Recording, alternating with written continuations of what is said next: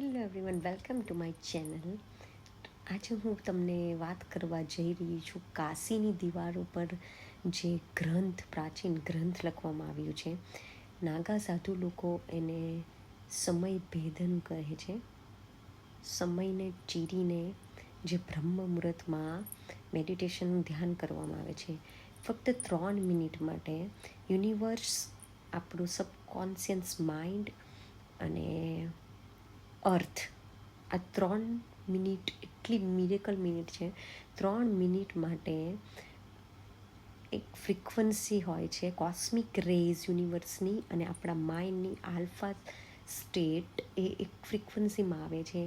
એ ટાઈમે તમે કોઈ પણ મેડિટેશન કરો, એકદમ ડીપલી મેડિટેશન કરો 3 મિનિટ, અને 21 દિવસ સુધી જો તમે આ ધ્યાન કરશો તો તમે જાતે જ મિરેકલ જોઈ શકશો. તમે જે વિચારો છો એ સાચું થશે, તમે જે બોલો છો એ પથ્થરની લકીર બની જશે. એટલું બધું પાવરફુલ આ મેડિટેશન છે. મેડિટેશન તો ના કહી શકાય, એક મેનિફેસ્ટ ટેકનિક કહી શકાય. તો તમે પણ ટ્રાય કરો. મેં તો કર્યું છે. હું 3:40 ઉઠી જાઉં છું. બ્રહ્મ મુહૂર્ત 24 કલાકમાંથી 48 મિનિટમાં તમે કંઈ પણ કરી શકો છો, પણ આ 3 મિનિટ એટલી બધી પાવરફુલ છે. અર્થ, યુનિવર્સ અને આપણું સબકોન્શિયસ માઇન્ડ, ચેતના, 3 એક જ લેયરમાં આવે છે. તો એની ફ્રીક્વન્સીની બહુ પાવરફુલ ઇફેક્ટ છે. તમે પણ આમ ટ્રાય કરો.